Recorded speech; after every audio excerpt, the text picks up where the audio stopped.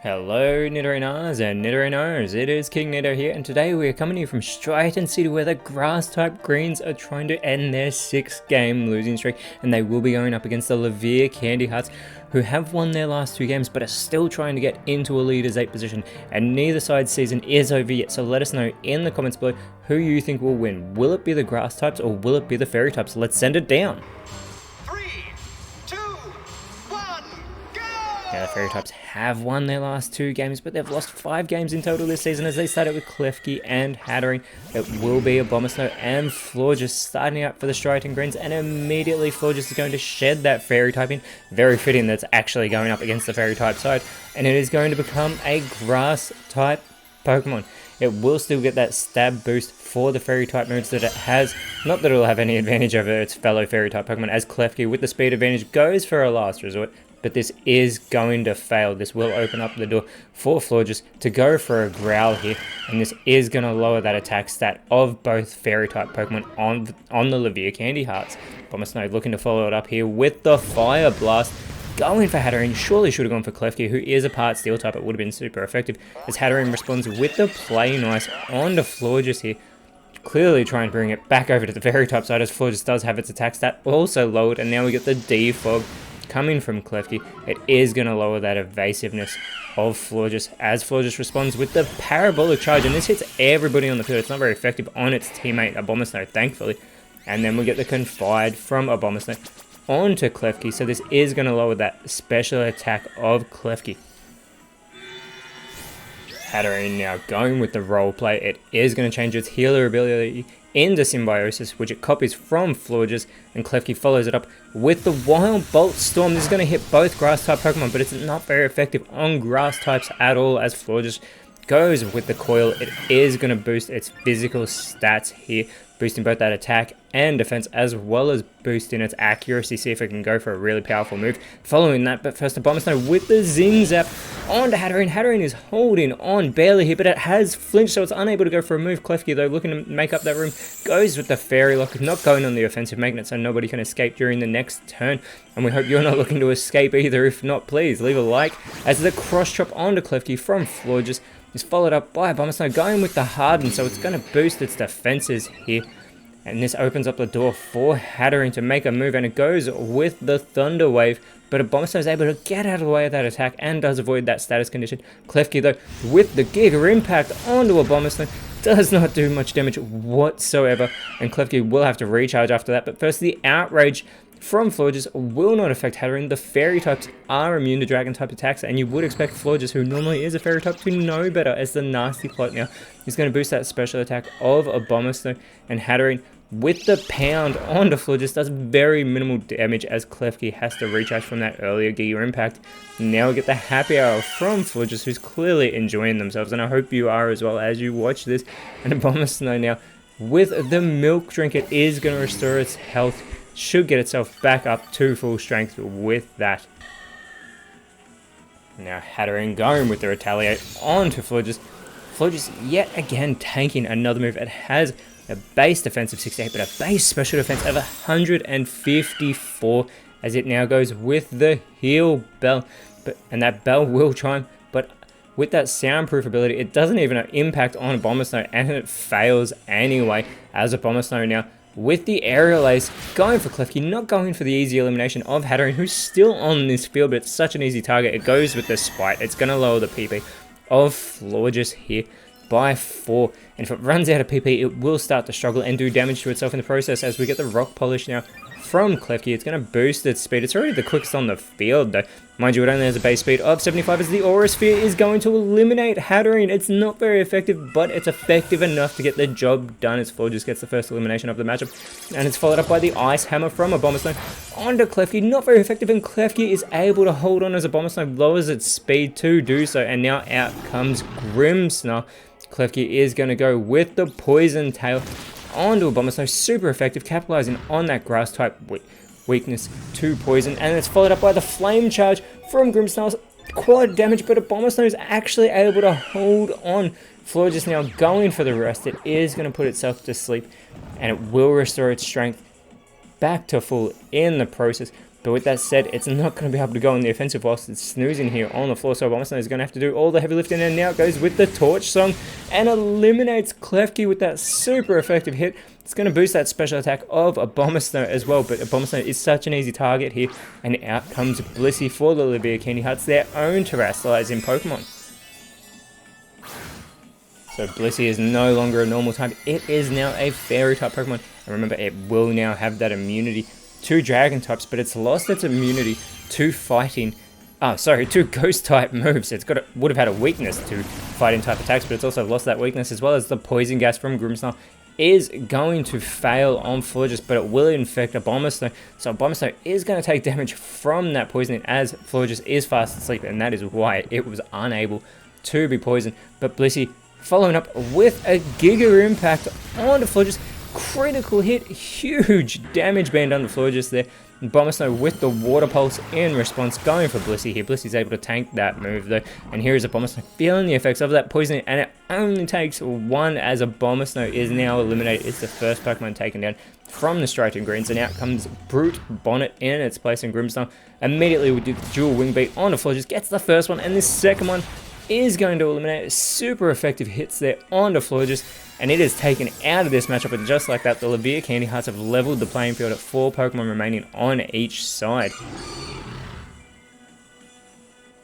Now Blissey having to recharge after that Giga Impact opens the door for Brute Bonnet to go for the skill swap. It is going to fail, however, and now out comes Toedscool for the Striking Greens, who is a part ground type, and we'll get the strength from Grimmsnarl, but it doesn't affect Brute Bonnet.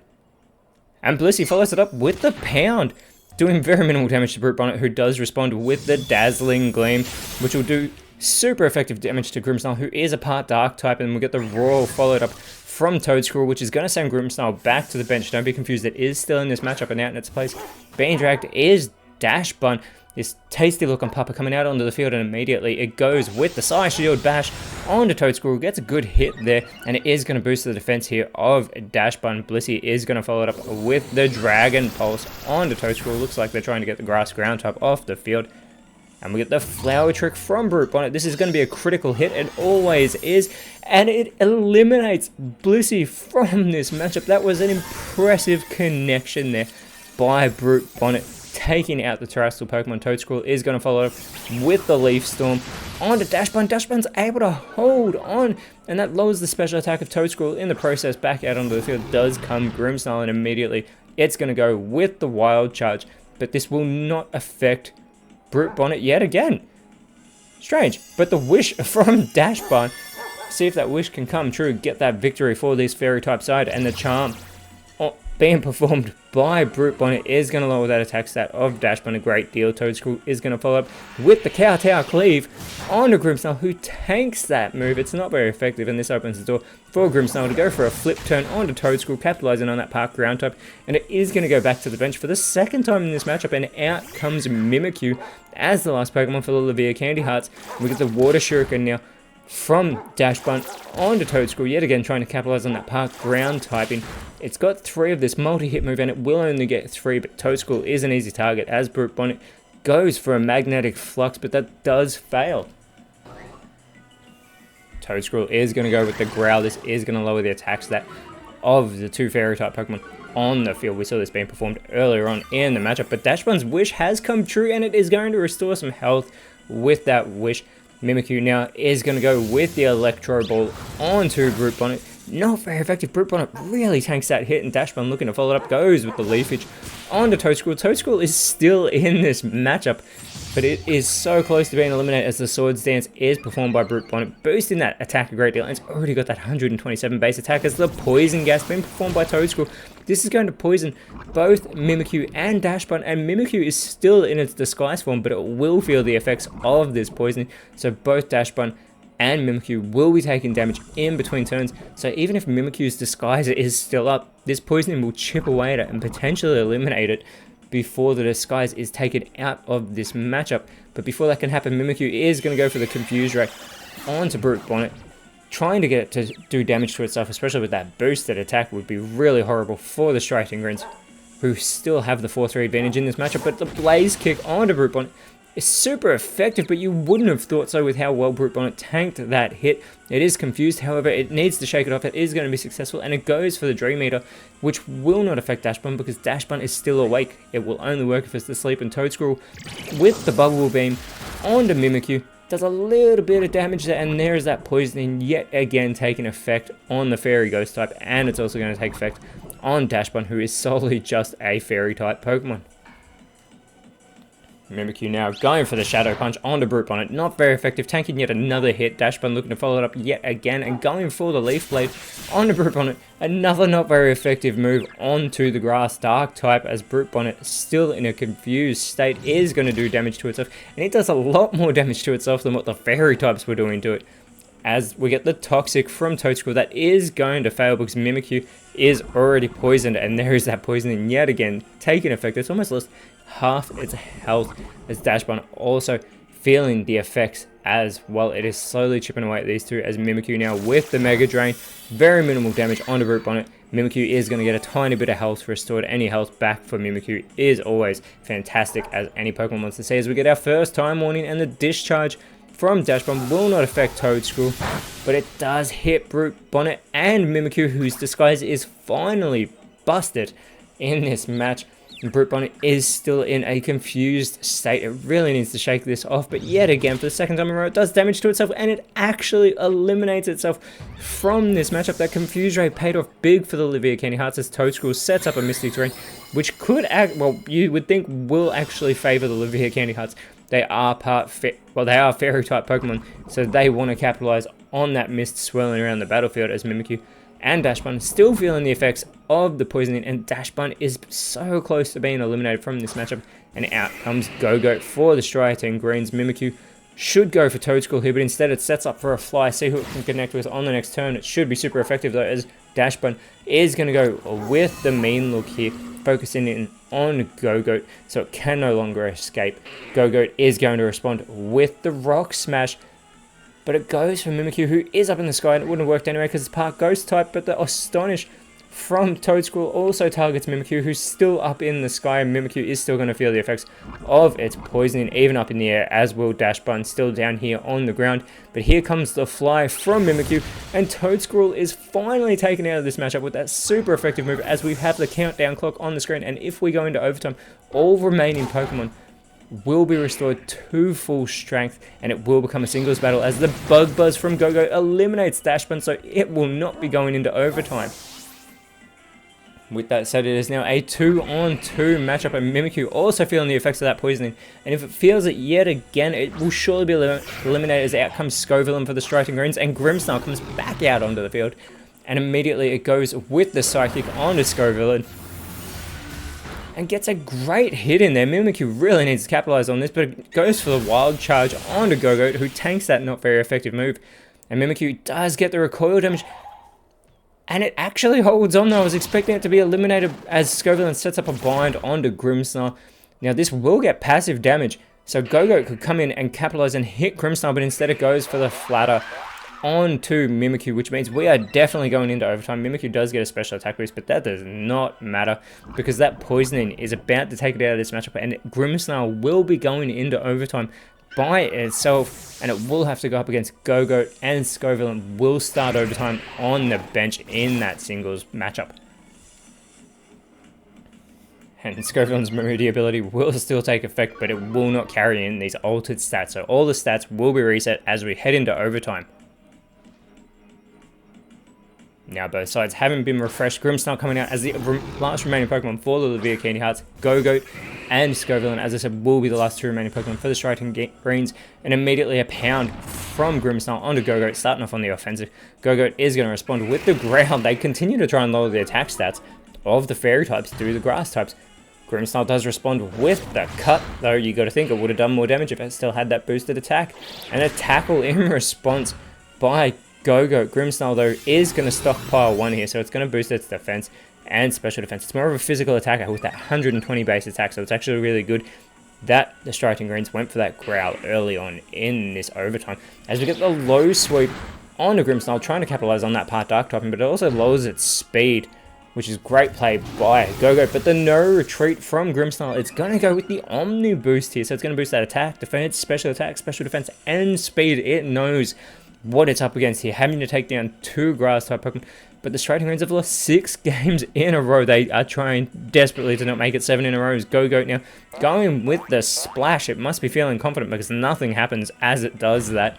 And Grimmsnarl looking to capitalize, goes with the Smoke Screen. This is going to lower that accuracy of Go-Go. So if it can't hit Grimmsnarl, Grimmsnarl will remain in the matchup, but the Whirlpool will be successful from Go-Go, and Grimmsnarl is going to be trapped in that Vortex, which means it's also going to be taking damage from that Whirlpool in between turns. Grimmsnarl needs to act quick and get Go-Go off this field, and it goes for the extra sensory. A great hit there onto Go-Go. Go-Go is going to respond though with the Esper Wing, which will not affect Grimmsnarl because of that part Dark type, and it is immune to Psychic type moves, but it is not immune to still feeling the effects of that Whirlpool. As now Grimmsnarl with the Glare, this is going to leave Go-Go paralyzed, so if it can't move and it has that lowered accuracy, Grimmsnarl though is delaying this elimination, but Go-Go is unable to move, which is going to cause Grimmsnarl to still feel the effects of the Whirlpool, as this match continues to go on, and it goes with the Mega Kick, and Go-Go is eliminated from this matchup. So it will be Scovillain coming out. It only has a little bit more to do. Grimmsnarl though is going to have the speed advantage, immediately going for the Water Pledge, capitalizing on that Part 5 type and gets a great hit. Scovillain is going to respond by setting up a Future Sight, but we know this won't work because it is a Psychic type move, and Grimmsnarl, as mentioned earlier, is immune to them as Scovillain gets the special defense boost, but gets the defense lowered with that Moody ability, and the Hurricane by Grimmsnarl is going to be avoided by Scovillain. And Scovillain is going to go with the Vine Whip. Grimmsnarl holds on though, and another Moody change as the defense boost, special attack lowered for Scovillain, and Grimmsnarl with the Lash Out, and it gets the elimination. Grimmsnarl has gotten the victory for the Levia Candy Hearts, and that is 7 games in a row that the Striating Greens have lost. Their season is going absolutely the wrong way, whereas the Levia Candy Hearts have moved themselves up into 10th place, and next round though, they will be taking on the Heart Home Spectres, whereas the Striating Greens will have a type advantage next round when they go up against the Akala Capsules. But until then, Nidorinos, thank you so much for watching. Let us know in the comments below who you thought was the best on field, and if you enjoyed what you saw, please leave a like, share, subscribe, but more importantly, always remember, you are awesome, and I'll see you when you see me.